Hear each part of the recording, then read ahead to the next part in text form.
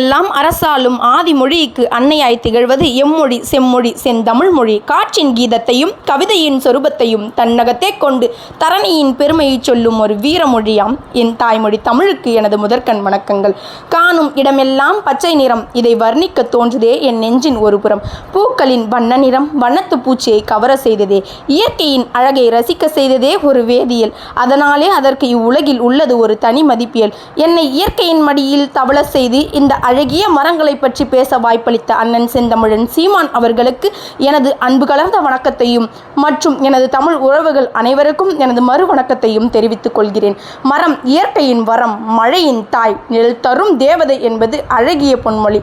மரம் இல்லா ஊர் பாலைவனம் என்றார்கள் நம் முன்னோர்கள். மரங்கள் ஒளி சேர்க்கையின் மூலம் கார்பன் டை ஆக்சைடை எடுத்துக்கொண்டு மனிதர்கள் உயிர் வாழ தேவையான ஆக்சிஜனை வெளிப்படுத்துகின்றன.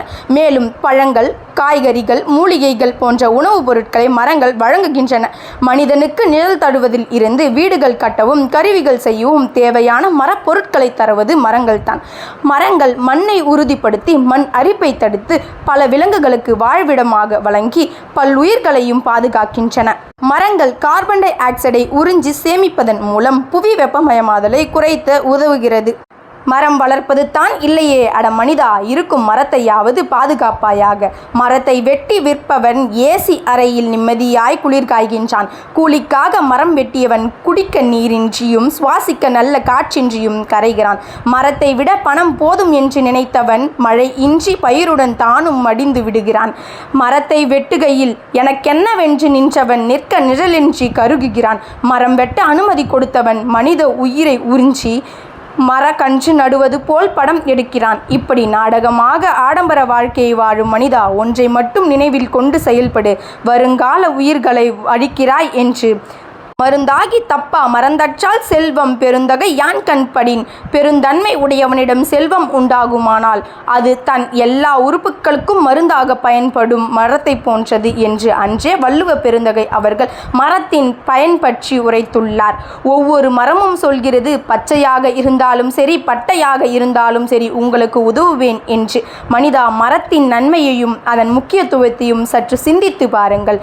மனிதர்கள் கூட்டம் கூடி மட்டுமே மனிதர்களுக்காக மாநாடுகள் போட்டார்கள். ஆனால் மரங்களுக்காக மாநாடு, மாடுகளுக்காக மாநாடு என்று மனிதனுக்கு இணையாக பிற உயிர்களையும் கருதி அன்றாட மாநாடுகள், கூட்டங்கள் என்று போராடி கொண்டிருக்கும் அண்ணன் செந்தமிழன் சீமான் அவர்களை இந்த இனிய வேளையில் போற்றி வணங்குகிறேன். மரம் வளர்ப்போம், மழை பெறுவோம்.